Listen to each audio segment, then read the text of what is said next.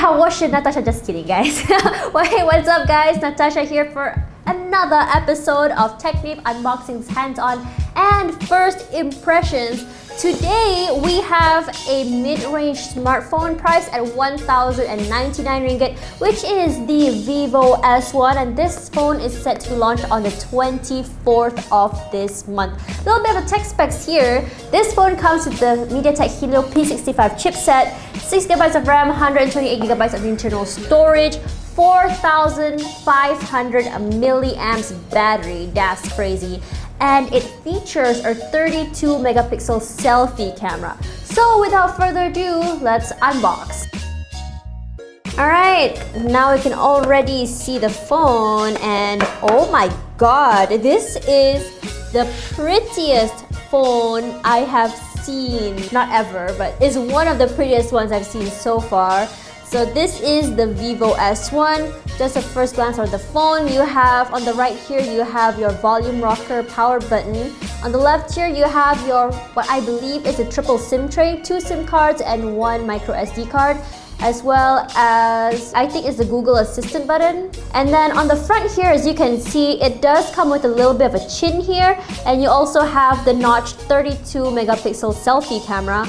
And on the back is where the party starts. You can see the gradient here from a light blue to purple, and when you change it to the light, you can subtly see the S on the back here. I don't know if you can see that, but it's really awesome.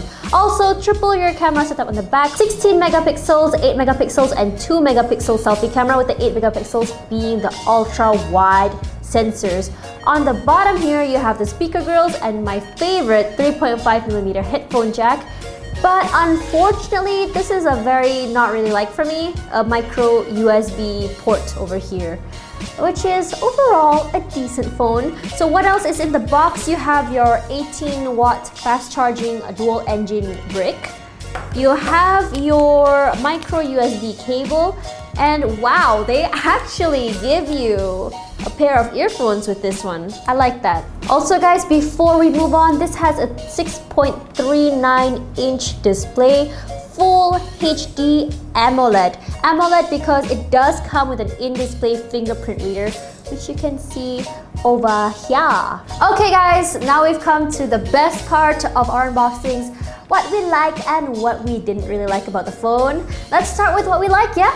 Number one, this phone, like I said earlier, sangat cantik. Okay guys, I just love the design, the beautiful gradients from a light lavender to sky blue, very subtle, and I love it.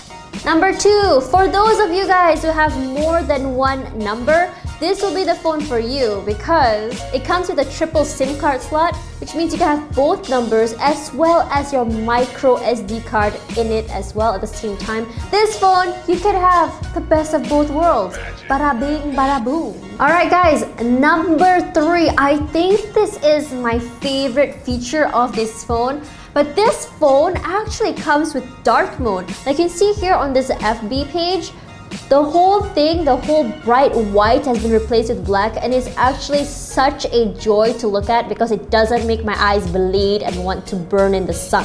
Alright, last one guys. One of my favorite things about this phone is obviously the selfie camera. 32 megapixels is great, but that's not what I really love about it. What I love about it is the camera interface. It comes with a better and more user-friendly interface than before, so you're not stuck looking in the setting menu just for everything that you need. All you need is over here. You have the ultra wide, you just press on a button. You want your colors or you want your filters, you just click on a button. You want to move stuff around, it's at the bottom over here. Because the fact that you don't have all the extra buttons at the bottom, because everything is now done by gestures, it makes more space for the phone to put in more stuff, which means more room for activities. And that is all that we liked about the phone. Let's talk about what we didn't really like. And it was kind of hard to figure out what we didn't really like because at this price point, we can't really complain about much. But there is one thing that we did have a complaint. If you guys are gamers and you do play graphic intensive games such as PUBG or even Asphalt 9, you might want to consider a different phone because despite the fact that this phone does come with the newer P65 chipset, it does still come with lag. So we tried out PUBG Mobile as well as Asphalt 9 on this. And on PUBG Mobile, you couldn't even play on highest, you can only play on medium, and even on medium, there are some frame drops as well. And don't even get me started about Asphalt. That is a very heavy game, and no, I don't think you should be playing that. But I guess if you want to play something less graphical intensive, it is pretty great. I guess Mobile Legends wouldn't be too bad, or maybe PUBG on lowest setting.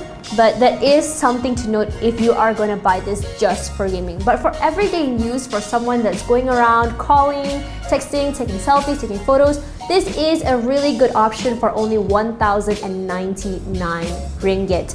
So that's all that we liked and didn't like about the phone. Thank you guys so much for watching. Now this week is very special because we're going to have a lot of phones as well as other stuff to unbox. So stay tuned to technave.com if you want to check out more.